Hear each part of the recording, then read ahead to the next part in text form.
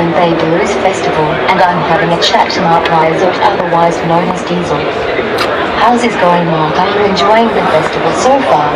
I really have. I think this festival is one of the better ones because it's really designed for everybody, as in the artists and the people that are in the crowd, basically. And that's a rare thing.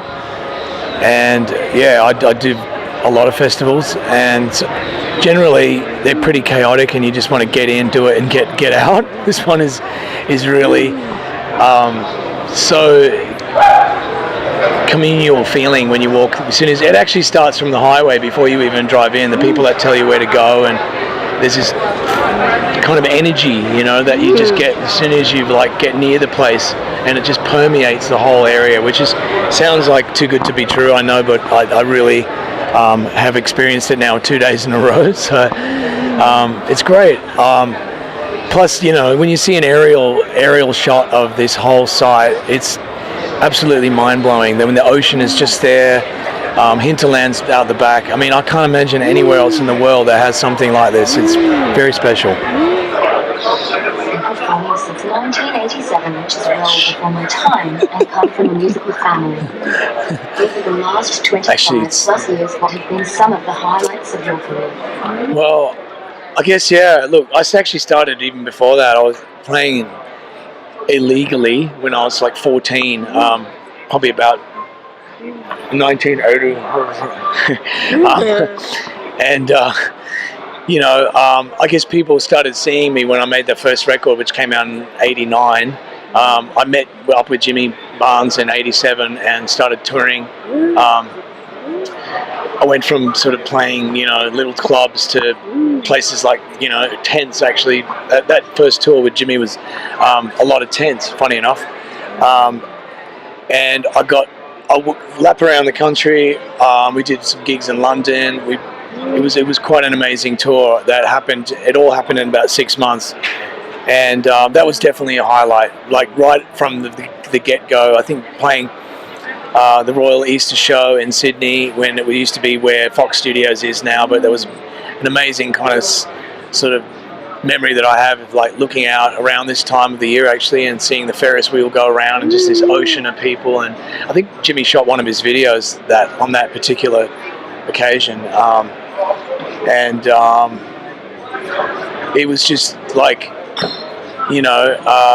minute you're sort of in Perth, sort of, as they say, the doldrums, your ship is just kind of sitting there, there's no wind in your sails, and you're just kind of at the doldrums, as they call it, and next thing you know, you're just powering along and you're getting blown all over the place. And it was kind of not what I imagined, but I don't think you can ever kind of see anything like that coming. So I've been able to say that I'm really glad I can say I've played all over the world.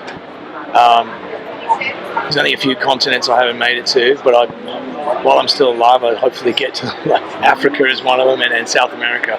But those are amazing parts of the world too. So I hope I get to play in those. But yeah, I mean, I guess fast forward, highlights would have to be making a record with my dad and my brothers. That was quite a monumental kind of thing for me, because my dad really was first and foremost the biggest inspiration to me. And growing up listening to him, on a Sunday afternoon, he would take a saxophone out of the case and start playing it along with records. He had a band that wherever we traveled to,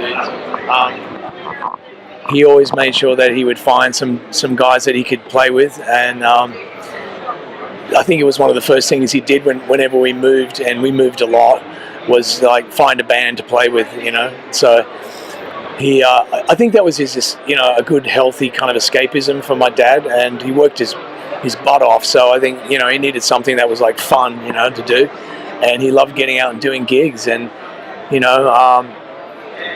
my mum, let him do it because she knew that he needed to, get that out of his system. So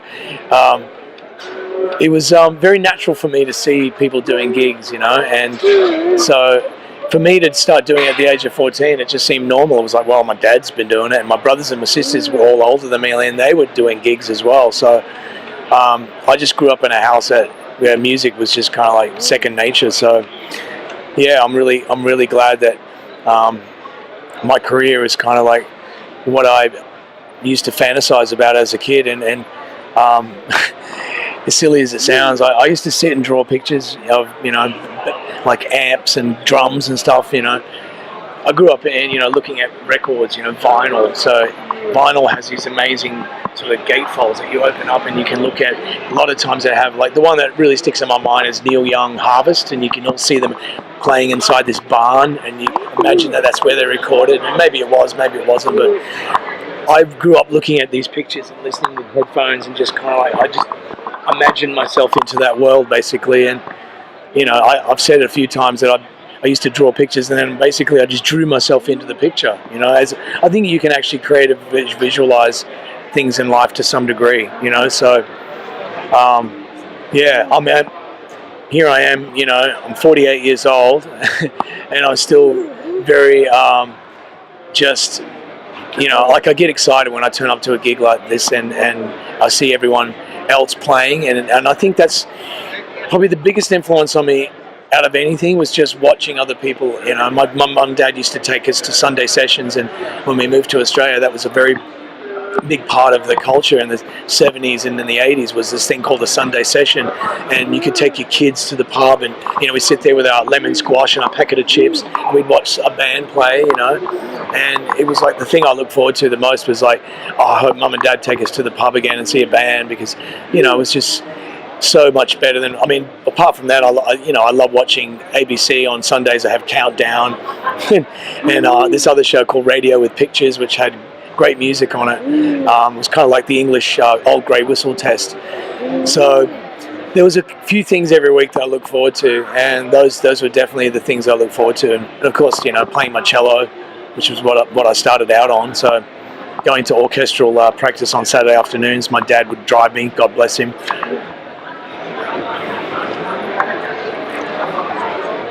A long career from the days of your high school band, Dark Spot. Oh my God. Where did your stage name Deisel originate? Well, it actually, we were a band that started from another band called Innocent Bystanders, and it was a band that started in Perth, and we did really well, considering that Perth was dominated by cover bands at that time. It was all bands playing top 40, and we were an original band.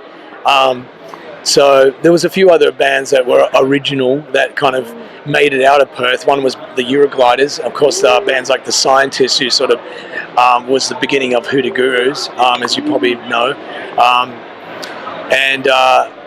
Perth had a bit of a scene, but anything that sort of like was any good, I guess is safe to say, just got right out of Perth straight away. Where Perth now is still like a really great musical spawning ground, bands like Tame Impala and Eskimo Joe, of course. But nowadays they seem to just stay living in Perth, because the flights are so much cheaper now, and you can actually just live in Perth and commute, But back then it was like you had to get out of Perth and go to Melbourne or Sydney. But yeah, I guess the name came from the bass player in the band's name was John Deisel. At the time we had no name. We were just a band that started after I was actually fired. The singer in the band, Innocent Bystanders, came off stage one night and went, "You're playing too loud, you're fired," And it was an honest thing to do, I guess. I probably was playing too loud, but I think he was actually doing me a really big favor and just saying, you know what, you're 18 years old, you've been with me for 2 years, it's time for you to do your own thing. And I think he was actually secretly just kind of like giving me a bit of a shove, and I respect him for that. And I needed a big kick up the bum at that point, and it was a real wake-up call for me, because I was in this comfy little thing where he did all the songwriting, and he was a great singer, great songwriter, and I just had to play the guitar and sing a little bit. And suddenly I had to really get my shit together, because the other guys all just instantly in the band, they just were like on the phone to me the next day going, well, we want to stay with you. And I was surprised. I was like, really? You don't want to go with him? Like, no, we want to be with you. So I had to kind of fit these shoes. Suddenly I had these shoes to fit into, and I went from having to sing 2 songs a night to singing like 12 songs, and my throat just like, you know, like, well, the first gig was fine, and the second gig was like the hardest thing. It was like, you know, it was like running a marathon. Like, you can run 40 Ks, but if you had to do it twice, you just can't do it, you know. So the next gig was just absolutely appalling, and from that day on, I just realized that I had to really, like, I had to stop smoking. I had to like start going to bed, you know, and just like, you know, become a singer. Like, how do you do that? Well, you know, it took me a few years to figure it out, but yeah, basically I made a joke about the bass player's name, and it's just stuck, and it was like Johnny Deisel and the Injectors, and we were the Injectors, and of course, me being in the middle of the stage, everyone just thought it's him, you know. They didn't think like, oh, it's Johnny Deisel and the Injectors, it must be named after the bass player, you know. It was a silly, naive sort of thought that I had. What are some of your interests and passions? Besides music,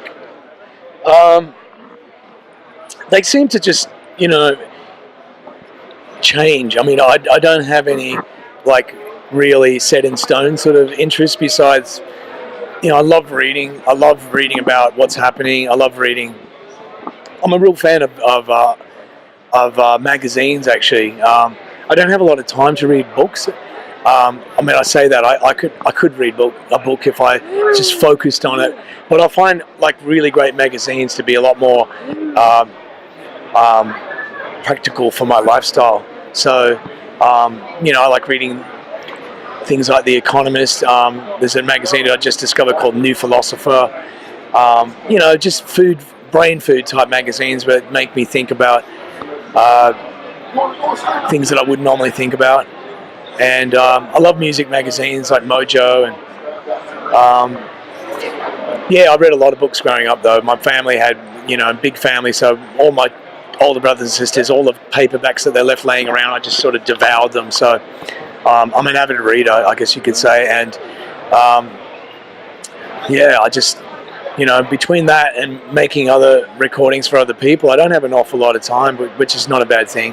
I love being in the studio and I love creating, so it's like when I'm not gigging, I'm in the studio, and I'm happy when I got my, you know, if I've got a guitar in my hands, I'm happy. It has been an absolute pleasure. What I would like to do is finish on a segment called Marlena School Minute. What I would like to do is hand you some cards, and I would like you to answer what is on this as quick as possible and as many as possible. Would you say you have 60 seconds? All right. I'm not very good at the mic down if you want. Yeah, all right. I'll put it on. So we'll do both sides? Yeah, exactly. When you're ready. So first car, it was a Holden Premier 68 or something, I think it was. I bought it from someone who was selling it to go out of town. Just quick question. $200. My drink. Look, I'm a big fan of my friend Sam Neal's wine. Dropping his name, I know, but 2 paddocks, beautiful Pinot. Success is being, you know, having a loving family and friends. When I was a child, I wanted to be a physiotherapist because I think it sounded really impressive to say physiotherapist. Yeah, 5 syllables. Favorite holiday spot? I'd have to say New York City. I know it's not the most relaxing, but I love going there. Favorite food? Thai food. Thai. I love Thai. My pet hate is, look, mean people, you know? Just people that like are mean, especially when they're driving a car. To relax, I like to go to the beach. Thank you. Yeah? 60 seconds. No worries. I can get through this now. That was just No worries.